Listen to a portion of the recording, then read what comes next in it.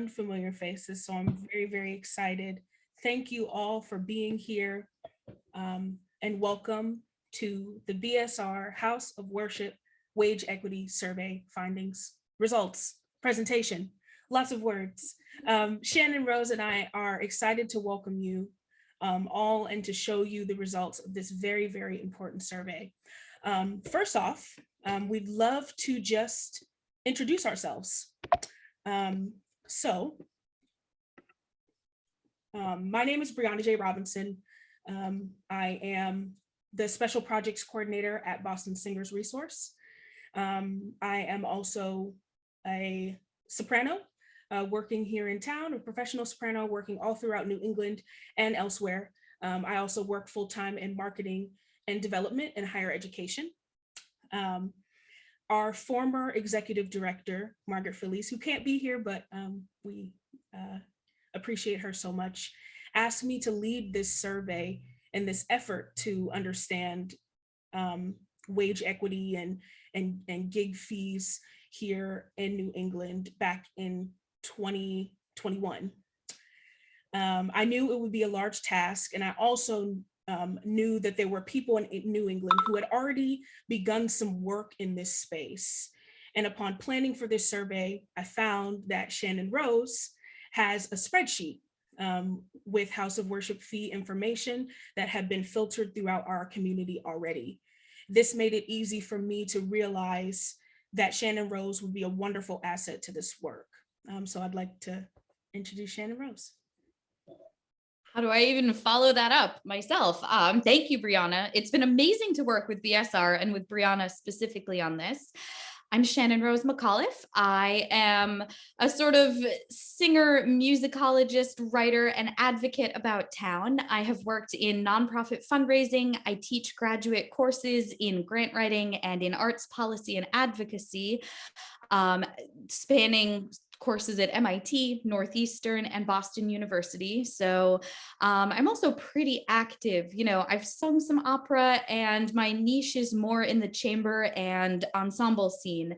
I do a lot of sacred music work. I co-founded and co-directed a vocal chamber ensemble that is based on sacred music. So this one really hits home for me. And as some of you will have seen in the publicity materials and blog posts, you know, when I get my advocacy hat on, I get kind of riled up. And I started a sort of community-wide conversation encouraging wage transparency discussions, because it was coming up a lot conversationally that, you know, people were dissatisfied with call rates, dissatisfied with wages, with, you know, the way we were being treated, the equity or inequity, even among colleagues who could be standing and singing next to each other at the same gig. So some of this was a little bit mind-blowing, and that's where I got involved here with BSR. So I guess to frame the conversation before we really get into the meat and potatoes of things,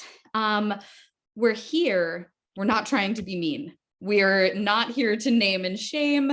We're very much more here to have a really action-oriented, sort of solutions-focused conversation framed in trying to come up with a cohesive advocacy narrative that can help all of us to sort of construct common conversation toolkit, ways that we can approach people who are in decision-making capacities in churches. And it can be a little heated. It's an issue that means a lot to a lot of us. You know, singing work, especially in churches, can put a lot of us at the intersection of passion and vocation, and it can be pretty emotionally loaded. But really, even when we're discussing some of the feelings associated with this, you know, we're very much trying to keep this with a bit of a positive spin, and with the idea that we can create a united front, at least to come up with, you know, advocacy-driven conversation points, documentation, and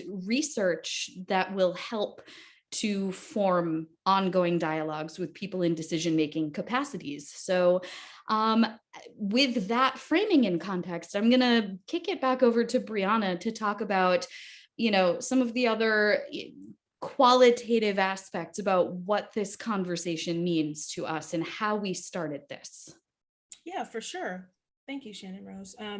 So just speaking about why are we here? How did we get to this point of creating this survey? Um, Different factors, such as the things that you see here, discontent among colleagues based on our professional experiences in houses of worship, years of questions that have gone somewhat unanswered in the New England area, and as well as the pandemic. I think that we all understand that the pandemic has allowed for us to sort of ask for this transparency and understanding of our employers and just our colleagues as well. Um, and we felt it was extremely important in this um, presentation to actually use quotes and thoughts from the singers who filled out the survey. Um, I wanted to highlight in this introduction a part of my own story, as to tell about why I do not have a church job. I've lived in Boston and worked in Boston for about 5 years now, and I've never had a church job. Um, a big reason for this is because I know the time and energy that it takes to be a section leader and the commitment to the music that one has to have. But the thing that stops me a lot of the time is my own faith practices and how working in the same place that you worship can sometimes be problematic, and that the wages are just not always worth the time spent. Um, and this my own story connected to so many other stories, and that's why we wanted to include their words. This quote was really kind of like a huge nail for us, because I think that this is exactly the reason that we're doing this sort of work. When we were synthesizing data, those of you who filled out the survey will recall that we asked a lot of things that we're going to sort of unpack in a second. It's everything spanning gender identity, voice part, amount of commute to get to your job, nitty gritty about compensation specifics. There was also a lot of qualitative information that we were trying to mine. And the overall spirit here was, the collective cry for help is that, we feel that what we do is constantly undervalued and not compensated appropriately. So I think first, before we again dive in, we're going to keep doing some background information. I think Brianna is going to take us through how we formulated the specific methods through which we collected and collated these data points. Absolutely. As we get into the data of this survey, as Shannon Rose said, I'd love to explain kind of how all of this came together. I created this survey by researching data points from many different resources, including ones that you may know, Opera America, that has some really wonderful resources on data collection and some of their older surveys as well. Some large scale data presentations from my colleagues at the Harvard Design School, and also just kind of scouring the internet for resources on what questions to ask, how to ask them, and how to be as inclusive and concise as possible. Getting a survey out to as many people as we tried to is definitely a big feat, as those in administrative work and even artistic work know that it's hard to get people to answer surveys and do extra things. There are many data points that have been important to include beyond the actual wages, including demographics, as these truths about these demographics can help to uncover other inequities among singers, even commute times. We used our social media and word of mouth to get the survey out to as many people as possible. We ended up having 45 singers and 8 music directors fill out the survey. The data we will present now is reflective of the singers who filled out the survey. And we'll talk more about specifically the director's responses later in this presentation. So we'd love to just go ahead and get into demographics. Whoopsies, went back. So firstly, I won't go through all of this in detail because we all are very smart. But just, we all know this in general in our field, in our community, that a lot of the times the female identifying people are sort of front and center, and there are more than others. So of the 45 singers, we had 30 female identifying, 14 male identifying, and 1 non-binary identifying. Also, something that we thought was important to include was ethnicity. And just like female identifying people, we also realize and know that there are about 89% white who filled out this survey. And some were no answer. And then there were a lot of ethnicities that we placed in the survey that just were not used at all. And I think that that says something about the community and about the people who are actually having these church jobs. And I think that that is a whole other conversation that we could have. And then also voice type. So of course we have that big chunk, 44% of sopranos and 8.9% of tenors. I know that there's a huge tenor shortage. I think someone said the tenor shortage of 2022 or something like that. I know everybody knows about that. Yeah, I see you, Joe. So yeah, these are kind of the beginnings of the information that we received. And now on to other things.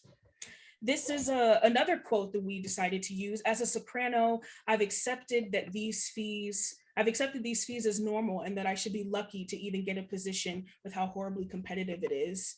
That's just another way that shows that this survey is needed and that this understanding of how we can move forward is important. And now moving on to geography and commute times. Yes, this was another area that we really felt was important. A majority of people are commuting at least 30 minutes or more to their destination. A lot of people were also choosing other, which means, okay, I take a bus for 30 minutes and then I get on a train for an hour. So there's lots of other costs that come with going to a rehearsal, whether you're having rehearsal multiple times a week or just once a week. Yeah, very important. So then we get into, beyond the who and the what. Now we're sort of getting into the church specific side of things. I'm going to preface this whole section with the caveat that we have all of the raw data from which we can pull and extrapolate further things. This was meant as a platform for the beginning of a conversation. So what you're going to see once we get through things like denominations, things that are highly valued and sought after among music directors, is that we're going to get into some conversations about wages, about numbers of rehearsals, things like that. We were really just trying to aim for averages, but you'll see in some cases, cantor rates in Catholic churches skew the entire thing more toward a high looking wage. So I'm prefacing this whole section by saying we were trying to find what the going rate was. Some of these averages will be skewed, and in the interest of time, we didn't go necessarily breaking out each UU community's actual average, but we have all the information to be able to do that. So if you're a singer with a church job and you really want to know, within the 95 belt, what is the going rate, we can break it out by geography. If you want to know, you've got a Catholic job and you're feeling like you might be underpaid compared to some of the other respondents, you can message us and we'll be happy to provide that information. So this is really a broad stroke. That's my sort of data hygiene disclaimer, that this is not sort of meant to capture everything that will be immediately relevant, but we're going for broad strokes here. So as you can see, There are other sort of generalizations that we can draw. The parishes that tend to draw the demographics that have the resources to fund a robust music program are overwhelmingly in the Episcopalian and Catholic denominations. We've also got representation from Unitarian Universalist parishes, and then everything else is sort of other, or it's singers who responded by saying that they have multiple jobs. So when you think about this, what you can probably think, and we didn't get anybody who was responding about Jewish cantoring gigs, things like High Holy Days that are more sporadic and less like a weekly commitment. But what you can plausibly imagine here is a goodly percentage of people showing up either as a section leader or a member of an all-pro schola kind of situation. Some of them are cantors, a lot of them are in the Catholic or Episcopal tradition, and that's sort of framing the context for the rest of the conversation. So we asked artists to talk about, first off, their experience. We've suffered a sort of, at least I've felt, wage stagnation. I've been at a particular church job, and before having some advocacy-driven conversations and showing some of these numbers, for 9 seasons, I'd seen a $4 per call wage increase, and that didn't quite feel right to me. So we were looking, and the majority of our respondents have been doing this for more than a decade or close to a decade. We do have a lot of amazing training programs. We've got undergrads and graduate students cycling through the Boston area, but the majority of people who are on this call, even based on sight and familiarity alone, are people who are like the stalwart, in it to win it, Bostonian types. And basically, we've got a lot of people who have been in this for roughly a decade or more. Next slide. We've got somebody who said, my church position requires a very specific skill set that is rare in a church job. I am asked to read at an extremely high level, a huge amount of repertoire every week. So among our directors, they all really want like a glorious timbre, someone who has wizard level sight reading chops, who is able to blend, but also able to sing in a soloistic kind of manner. And, on top of this, we're also asking people to spend traditional times when people are with their families away from their families. You've got rehearsals in the evening, you've got weekends, you've got holidays. I spend Christmas Eve and Christmas doing 5-6 services, and that's not even on the extreme end of what I know some of us do. So we've got 10-year plus veterans being asked to do everything at an incredibly high level with a level of devotion, especially around, family oriented times of the year or even times of the week. So then that's why when we get into the money, next slide, it's a wide range. And as I mentioned before, it can be sort of concentrated more in the $30 to $35 per hour range. Like try asking a plumber to do that hourly on Christmas.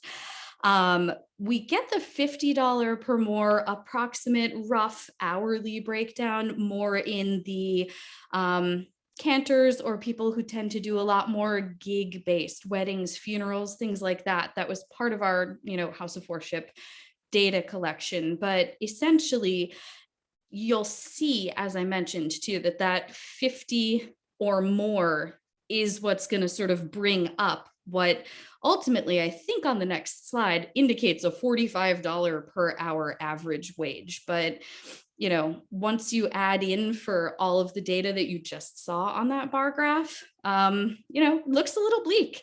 I mean, yeah, I love what Kim and James have just said in the chat.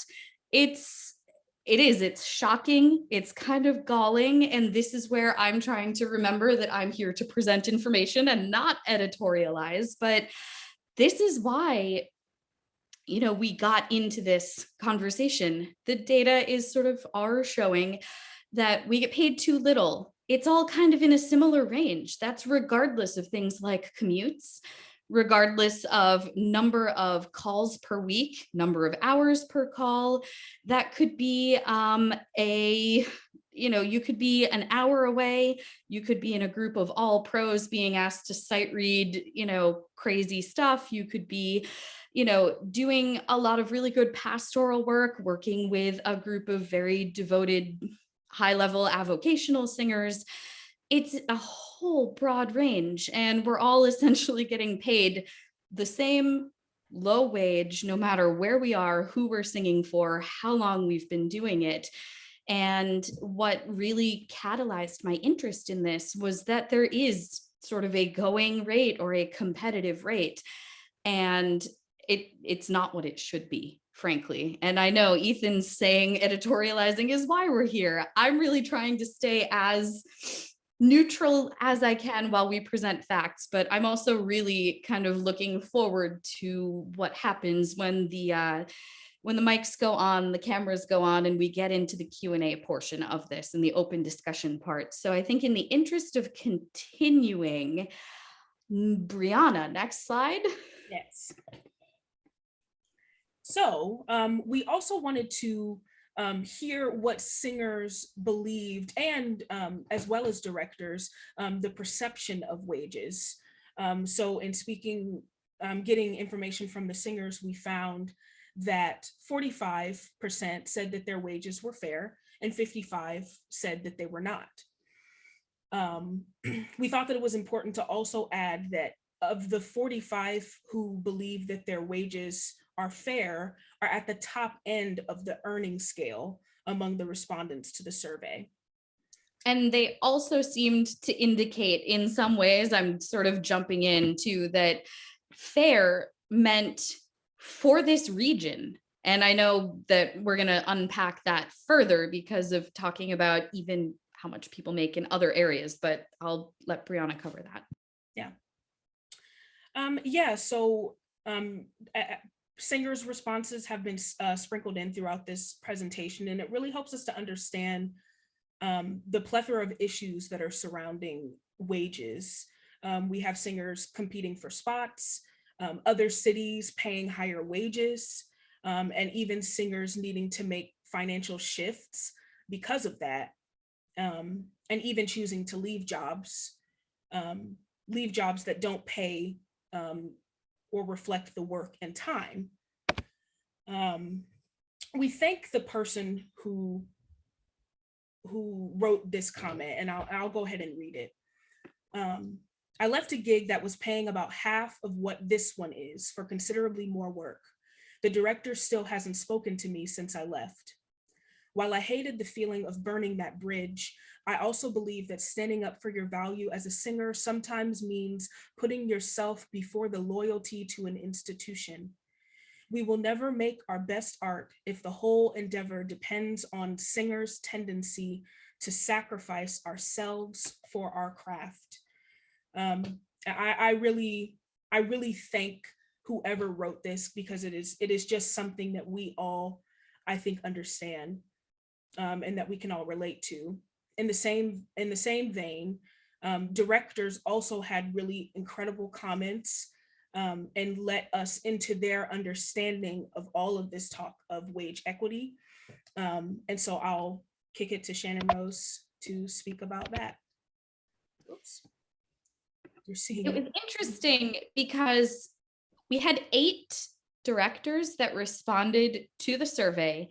The number of sort of back channel messages I received, emails, conversations, dinners, and lunches out with some organists, directors of music, members of vestry, even clergy that I have had, when they found out about this, I think people are afraid to go on record. And that's part of why this work feels necessary, feels a little daunting, because when we react to that comment that really hit home about the tendency towards self-sacrifice or even complacency, or not complacency, more futility in accepting this as a status quo, these were the kinds of answers we got. Now, we're not here to demonize, especially the directors of music who are generally here to support us, who are fighting uphill battles just the same as we are. So a really common theme was it's what the budget will allow.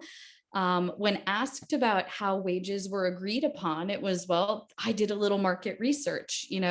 A bunch of the organists might compare some notes. There's not a lot of transparency, even among the conversations in, close cadres of friends, colleagues. There's an idea of this going rate that we saw was really insultingly and problematically low. But by the same token, in order to promote the kind of excellence that they're looking for, in order to sustain their programs and sustain the budgets and even have a choir, they're ranking things like sight singing abilities as very important, things that are very prized, can be kind of rare, especially in a one-on-a-part kind of setting. We've even heard of some people paying singers out of pocket through part of their budget. I've even been subject to this. I've had friends who said, I really need you to jump in. And, throughout the past, 12 to 15 years of singing in this town, I've accepted dinners as payment. I've accepted money only to find out later that somebody paid me out of their pocket just so they could augment the musical worship experience, but they themselves were being completely underpaid or under-resourced. So the other issue that's really of note is that when you look at some of the jobs that are traditionally valued as perhaps having either a prestige factor or a higher concentration of professionals, some that work with orchestras, some that do not have volunteers in their choir, the wages almost become a race to the bottom because singers are so willing to undercut their value, to take a low wage, to sing in a job that is perceived as having perhaps more prestige, further connections, stronger music making opportunities. And it's not to disparage some of the work of sort of suburban parish choirs. It's all important, it's all ministry. There's just something kind of crazy about singing a Bach aria and realizing you're getting paid about half as much as somebody who is filling out the ranks in a suburban parish choir, perhaps. So it sort of became, again, apparent that, as we continue to take stock and take pride in what it is that we're bringing to the table, it's really vitally important that we work with these directors who also themselves may not have the capacity or the research or the interest or feel that they are able to have these conversations with people in decision-making authority positions. So, next one. Essentially, what's next? We've just sort of gone through, why are we here? Who's answering this survey? What's the problem? Some numbers, some issues presented within the community. So we're here now that we have this information. Definitely contact us if you have questions about breakdowns, if you want to know, what are all the UU churches in these 3 towns even offering? Based on what we have, we can help to get more specific. We want to establish an ongoing dialogue and feeling of support within this community. I'm sort of trying to bant and keep an eye on the chat. And, we're seeing already a lot of support, a lot of enthusiasm in response to some of the findings here. We want to provide this data to the singer community, also, frankly, to the music directors, to be empowered to have these conversations. If we don't have these conversations, we're dead in the water. And we can work together. We can create an advocacy narrative. We want to support these conversations with the stakeholders and the decision makers. And it can be daunting. So maybe what it is that we establish some sort of top 5 talking points. Here are the data points you can bring to your director of music, maybe start to facilitate the conversation.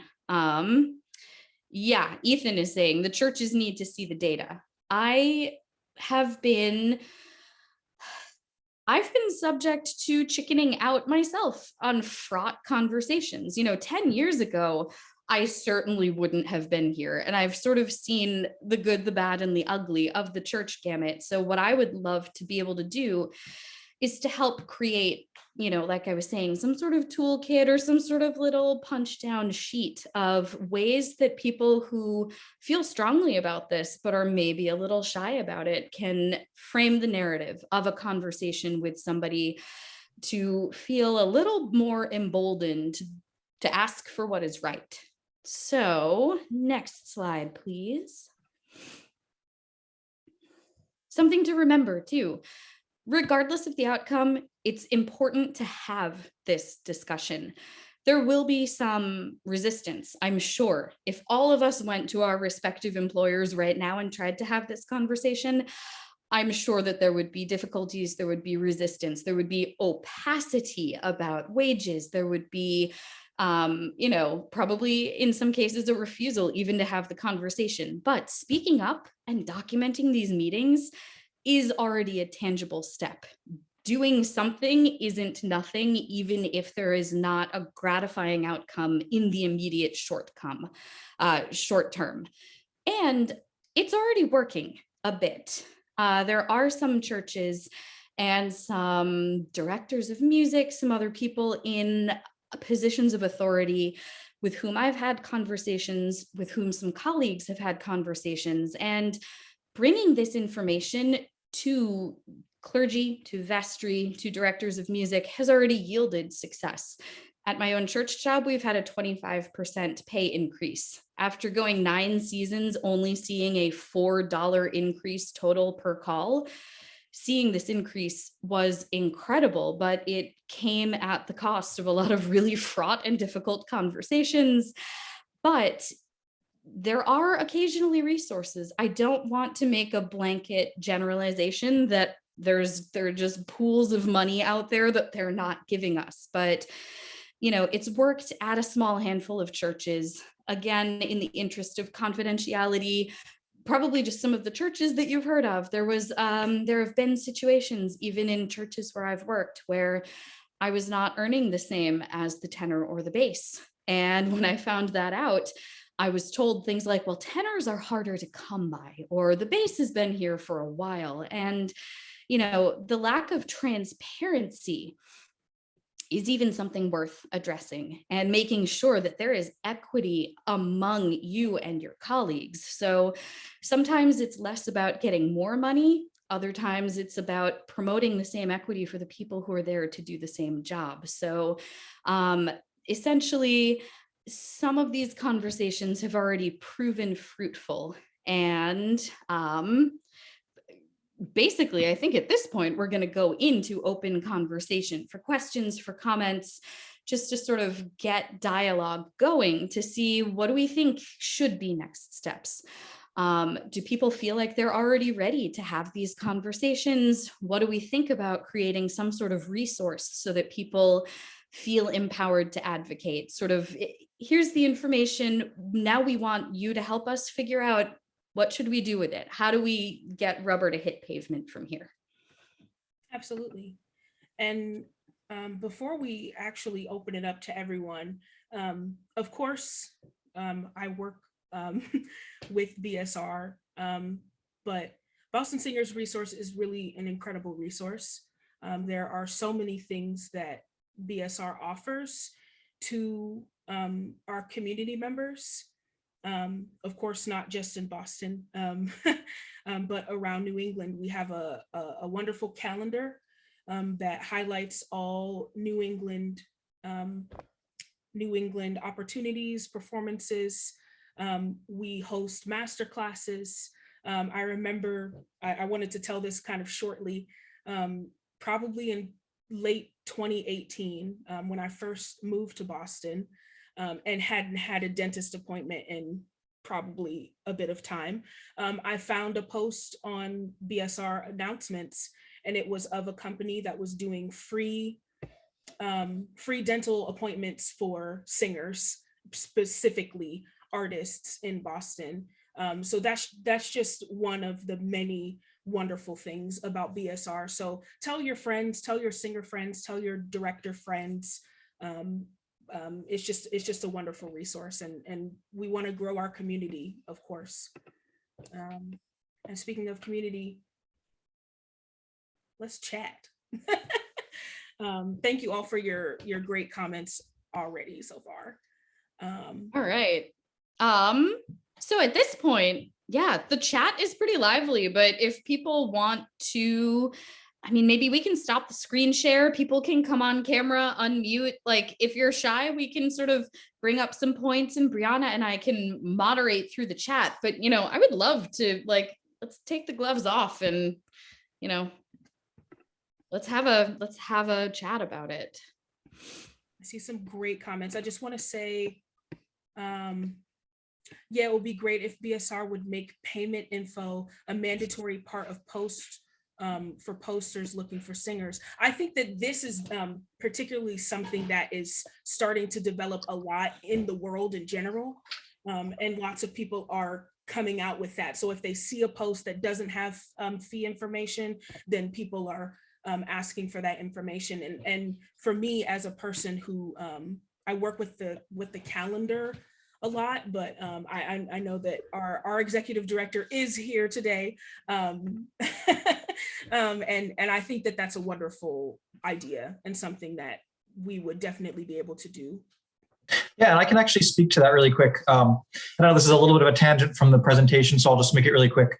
But this is something that, so every single post that comes through BSR, I kind of have to take a look at it and approve it before it goes through. And I've started to do this, that if there isn't a specific number listed for compensation, I've written the person who's made the post and I've asked them to specify that. So that is something I'm planning on doing going forward. And I actually haven't seen one in a while that hasn't had the salary. So I'm hoping this is just sort of becoming standardized. But yeah, that's definitely something that's been on my mind as well. So thank you so much for bringing it up. It's a great idea. The Mass Cultural Council, I'm sure a lot of us have used the Hire Culture tool. And in an effort to promote transparency and equity, they're also requiring that salary ranges are posted, and they won't post a job hiring posting without that information. So I think that's definitely a great idea. Yeah, I mean, we're looking here, like the competitive pay. It's sort of like when you start to work in an under-resourced nonprofit and they say other duties as assigned, it's totally code for you don't want to know, really. And that, again, I know I said that the bee in my bonnet really was competitive pay. What is that? It actually, there is this idea of a low wage that is, it's not competitive, but it's standard, it's accepted. So, you know, I guess here are some other thoughts. What do people want? What do people think is feasible? What's going to get you out of bed on a Sunday morning? Oh, we have a question. Joseph. Hi, everybody. Joseph Oloferovich, First Church of Nashua. I'm their Minister of Music. Shannon Rose, I have a question for you regarding, or just a couple of things, because I'm so thankful to be here this evening and to hear the results of these. Do you have an hourly average that you calculated based on not including the cantor fees?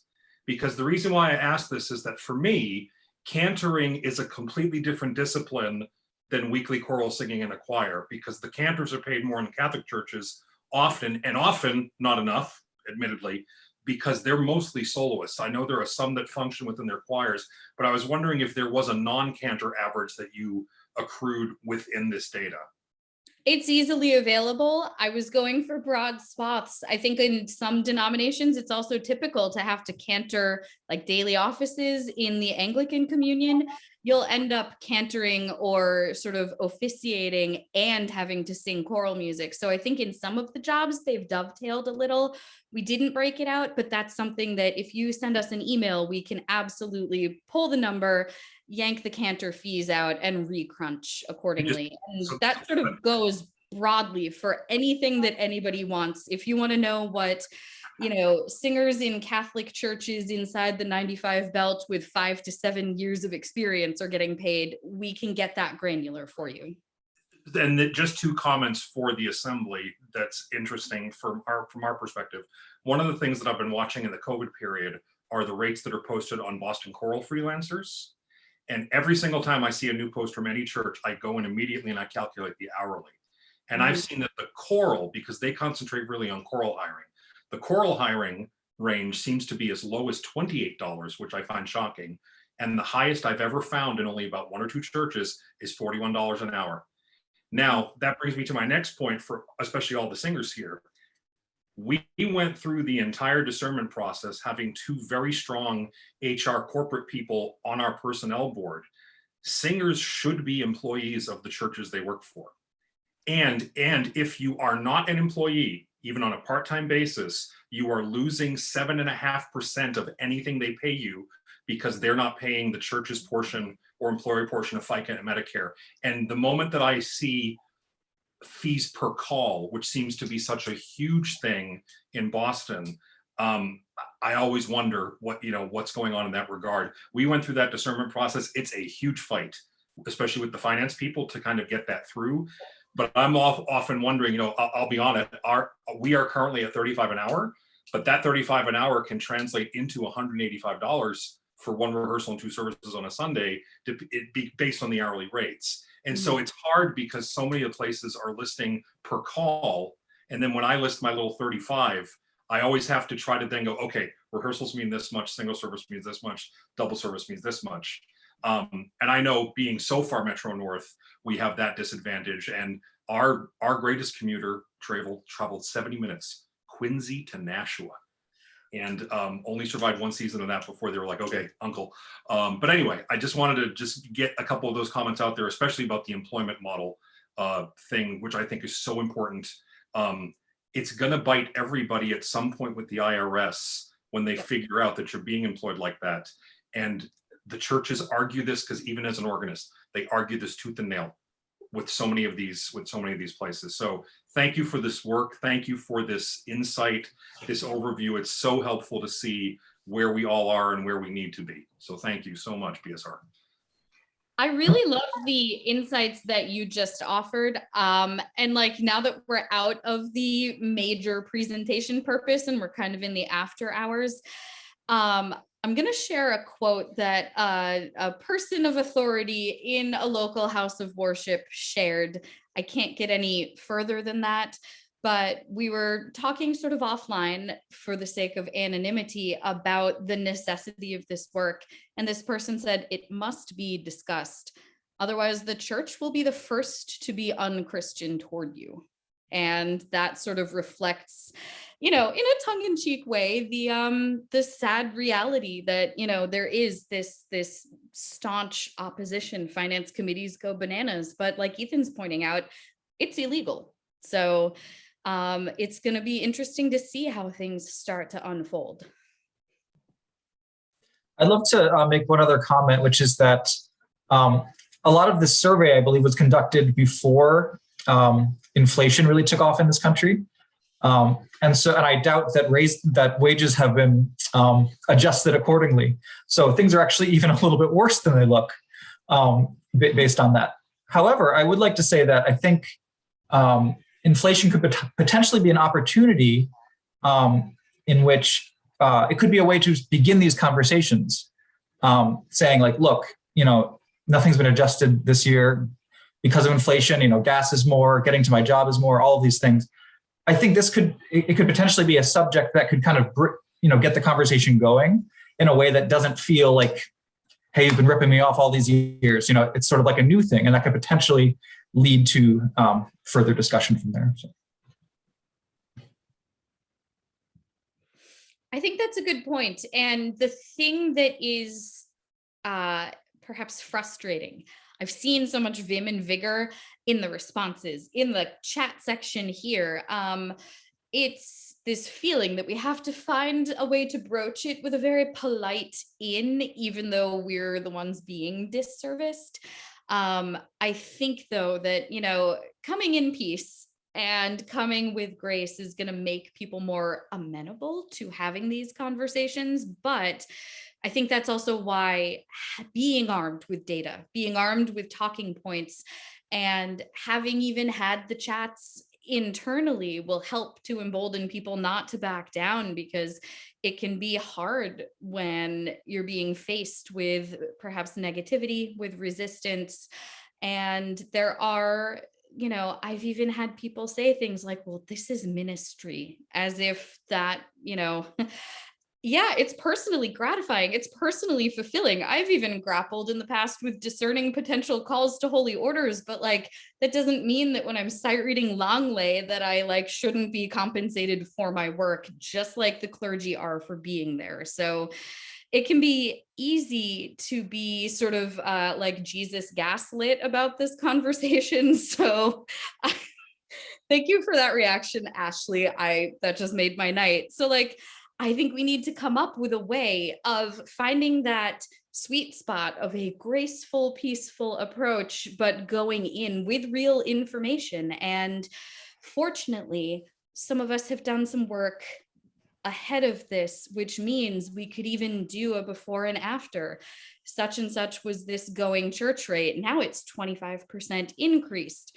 The hourly is still not glamorous, but it sure feels like somebody values my work and paid attention. And that in and of itself has gone a really far way. I sing in a church where the calls can range between about 2 and 3 hours. There are 2 of them per Sunday. And, if you're willing to kind of camp out and sing some great music, you're gonna, it makes a really big chunk toward the rent or the mortgage. But, even having my concerns validated and being heard, probably the rate ends up being somewhere, depending if it's a 3-hour service, it's a $90 call structure. Sometimes it's 2 hours, sometimes it's 3. It's so much better than the 68 it was when I started. It's a pretty big bump. And I feel so much more inclined to stay, to participate, to be loyal because they heard me. And that might be a point of entry for further conversations. We've gotten the increase. We don't know if that's going to yield another annual increase or what that will look like. But, in some cases, the baby steps thing is important. And like I mentioned earlier, going to the table and having the conversation is still doing something. Advocacy still has to start somewhere. And even if you're sitting down with Father McGillicuddy and he says, absolutely not, maybe in 6 months or a year, you can go back to the table already having had this track record of a conversation, because then when it becomes a sort of make or break moment, you can say, we've had this conversation 3 times, nothing's changed. You're not going to have a music program anymore if you don't address this. So I think continuing to be assertive and maintain open lines of communication about a very factual, fundamental element of your employment with the church is an important thing to consider. Yes, We're doing like a hand raise system here, or just out of curiosity? Go ahead, Ethan. You're Sorry, I just want to throw in my 2 cents on someone who actually did negotiate a sizable raise at a church job, my experience and how that played out. And something I said in the chat here is that these eyes need to be in front of not just the music directors, not just the singers, but the churches themselves. I negotiated a substantial raise at my previous job with literally the music director who I presented it to sent your spreadsheet to the standing committee of the church and gave them 3 proposals: a small raise, a medium-sized raise, and a large raise. And based on just simply looking at the spreadsheet that had been going around the community for so long, they immediately jumped on the highest pay raise that we proposed to them. It was no debate, no discussion. It was the choice that they went with.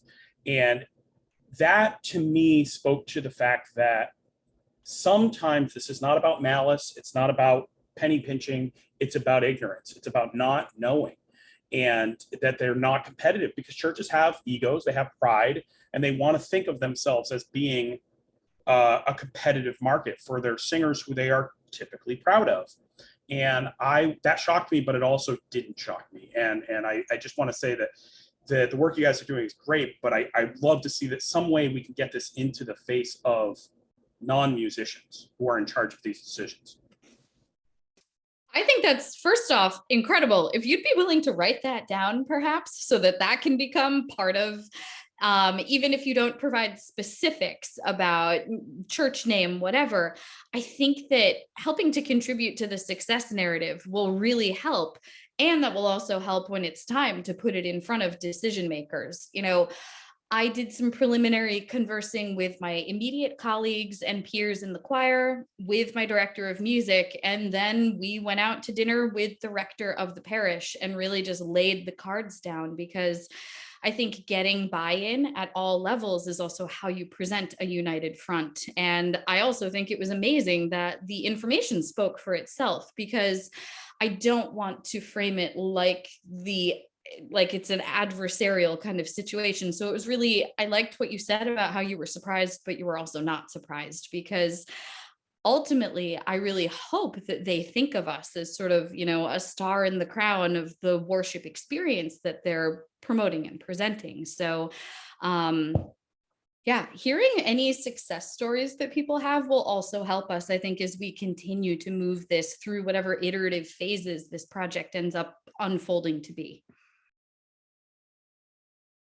Nate, go for it. Hi, everyone. This presentation is phenomenal. Thank you so much for all of this work. I'm loving this. I have had 4 multi-year positions. I've been in Boston for just about 11 years now, and I've had 4 multi-year jobs at churches. The first one I had, I was there for 4 years, and after the first year, I knew, like, I just moved from Minneapolis. I was like, this rate is terrible compared to what I was making. It was the same I was making in Minneapolis, and the cost of living was so much higher out here. So I went to the director and said, is it possible to get a raise? And he's like, oh, I really want to, but I have a limited budget. Went back the next year, asked for a raise, got denied. Went back the next year, asked for a raise, got denied. Finally, I took a different position elsewhere. And of the other 3 jobs that I've had multi-year positions, I have successfully argued for higher rates. But I really think it's just because I'm pretty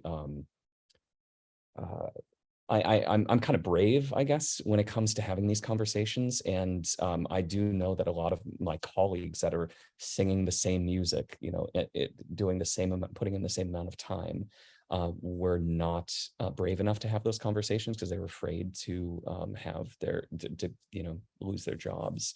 So I feel really fortunate, and so I'd be happy to talk with anyone about having these kinds of conversations, because I think that this is really necessary. But the issue is that sometimes you end up with pay inequity, because people are like, okay, we'll pay you more, Nate, as a singer, but you got to keep it on the down low because we're not going to pay the other section leaders more. And that puts me in a really uncomfortable position. So yeah. I'd love to make a comment on that. And I, just as a devil's advocate, I would wonder, if you had been a soprano, would you have successfully argued those pay raises? Nope, absolutely not. Absolutely not. Yeah. Yeah. And so I ride that wave of privilege of being one of the sought after tenors. So that whole tenor situation, folks, I can't tell you how many jobs I turned down in the last year and a half, just by being a tenor. I think pretty much most of them in Boston I've turned down, because it is just really hard to find that voice part. So, but that doesn't mean that they should necessarily get more money for it. So. I love that. I mean, also Ethan is saying tenors and basses need to advocate because the jobs are less threatened. I think that's true.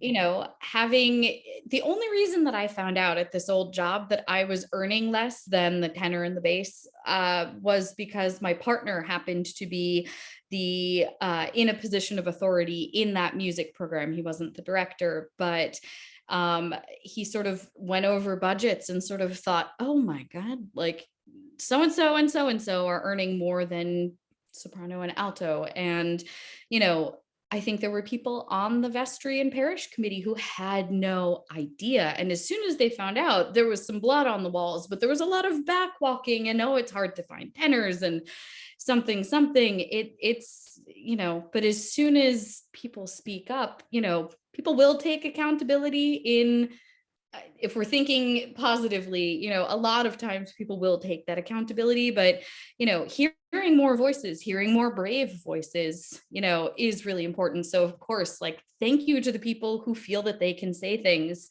We also want to get everybody to a level where they aren't afraid and feel that they can say things, even if we need to give a script ahead of time. Like, this needs to become part of the conversation. We go through such a brutal accredited process to learn how to do our craft, and there's still so much missing about policy interpretation, about advocacy, about fundraising, about how the sort of back end of this stuff works. The reason that I got so sort of, hardened and galvanized about it was that I worked in development for a couple of big places in town. And I'm no longer afraid to talk about money, but that, I think I'm an outlier there, to be like a brazen ass lady out there just throwing dollar signs around. So I think we kind of all want to get to that place. So, everybody keep doing it, keep talking. Yeah, just to add to that, while I haven't had a church job in Boston, I've had a lot of other jobs in which I have absolutely asked for pay raises, and this goes for even opera companies. And in those situations, the answer was yes. And then when I spoke to someone else, maybe someone who in my brain, I'm like, okay, this person is like most likely being paid so much more than me anyway. And that wasn't the case. And it was just that they didn't ask for a raise. And I think that as we've been working on this presentation and this project and understanding the results of this survey, I think maybe it was Patrice who said something about young people, young aged musicians who are coming into these situations and they're just saying yes to everything because there's no information. And what I would love to do is to have information available. So getting this information in front of course, churches, but also higher education musical institutions, making sure that student unions and student organizations know about these sorts of things in specific communities, and that would be our community of Boston and New England. And so that's my hope in all of this, that we can sort of create an air of knowing, and that then creates confidence and advocacy and togetherness, honestly. If there's Ashley, go for it. Thank you. I was waiting for him to press the unmute. Hello. I would love to just say that something I found, and it hasn't really directly super benefited me, but could benefit others. I'm fully, I don't subscribe to any church job anymore. I got tired of the low wages and the weekends. But, I do a lot of sub work, or did, a while ago. And if you turn something down due to low wages, you should say, no, thank you, this pay is too low. Because if people keep hearing the pay is too low, if you just turn down the gig, they're just going to be like, oh, they're not available, they don't want to, they're sleepy, they don't need the money, whatever. But if you say, thanks, I'm really interested, however, this pay is too low and I don't work for those wages, they're going to keep getting that feedback. And I think that's really important. And something that I also love to add, I just did a little bit of quick math. So I started working in human resources in the past couple of years, and it's standard in almost every company, like every corporate job, every year you get a standard of living raise between 3 and 5%. If you're getting paid $90 a call, that's $5 a year.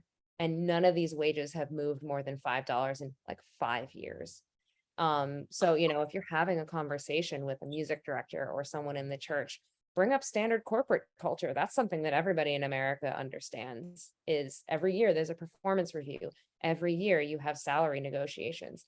You have salary negotiations when it's time for raises. You get a raise. My company came to me with a certain amount of raise, and I said, I appreciate the raise you've offered me. However, here's performance attribute number 1, here's number 2, here's the goals that I've met, here's the things that I've done for your company. I want this and counter. Like, I think countering a raise should be standard practice in a church job that you're at for multiple years, and listing like, hey, remember when I saved your ass at that Messiah? Like, I deserve an extra $5 a call, you know? But yeah, just two kind of pieces of information that I feel like, I mean, maybe not the people here, but you know, hopefully this is being recorded and shared out to younger people who I was terrified to negotiate before I hit 30. You know Oh, what I same. mean? Yeah, absolutely same. Especially as a soprano, like who is 25 years old. I was like, what do I, I can't do anything. No, like just I know what the hell I'm doing. I know how to sight read. And so you should pay my ass for sight reading. Anyway. I'm all for it. I'm pro that. I think consistency, repetition, and transparency goes all around. Yeah, I dig. I like it. I think one of the issues in the Boston scene, I've worked several decades in the subsidized theater, opera, and orchestral scene in Europe. I was shocked to learn that the Tanglewood Festival Chorus is unpaid. And that's something where if you have one of the top orchestras in the United States paying six-figure salaries to the people that had the same conservatory training as an entire group of people behind them that are making no money, that establishes the fact that singers are worth less. And that's something right there that until that changes, all of the other discussions are going to be different. And I'll just speak a little bit to the corporate culture COLA increases. Being at my position for 14 years, sometimes we only see a COLA of 1.5. Sometimes we see a COLA of 2. Sometimes there's no COLA, because that's just what the church budgets float. So I would hope there would be the churches that have the resources. And this is what I mean. If there are churches that have the resources that are not offering those COLAs, that's unacceptable. And that's even something with us that we, in the COVID period, we surged our rates higher and they've stayed there. But I'm still fighting the fight on our end as well to, hey, we need to link the COLA of all other employees into the staff singers as well, because that has to kind of be equitable on that level. But I will go back and still state that I think the Tanglewood Chorus, God bless them all, great chorus, but for that kind of unpaid ensemble, that establishes the idea that you don't really need to pay singers that much to do their choral work, in my opinion. I can't even begin to feelings, words, flames on the side of my face. I can't with that. You're exactly right. No, the chat's blowing up. We kind of know. I don't know. I think at this point, I think you just broke me. It's also a little after 8, and I'm wondering if we shouldn't start to wrap on that note.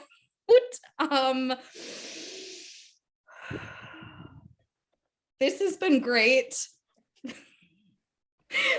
I can't, Brianna, say things. I can't do this right now. Yes, this has really been wonderful. Thank you all so much for being here.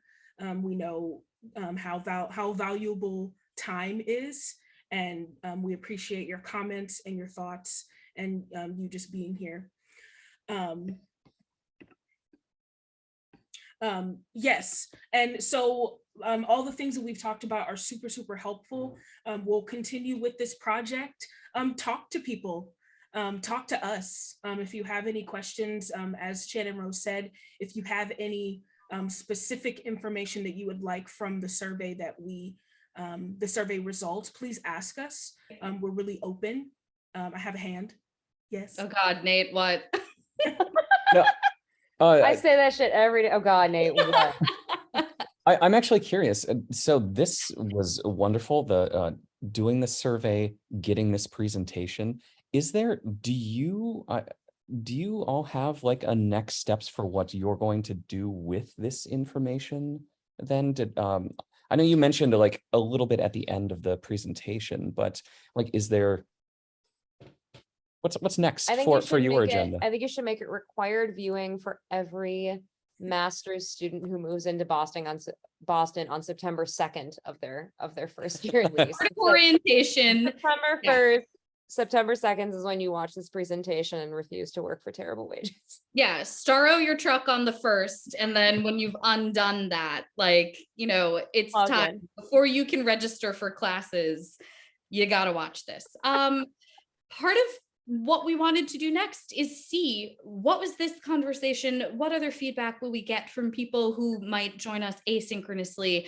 And I think the broad takeaway from this is be loud, be consistent, and that there are people who might need help being loud and being consistent about it. So I think that synthesizing data points in ways that are more useful to specific singers or specific communities will help.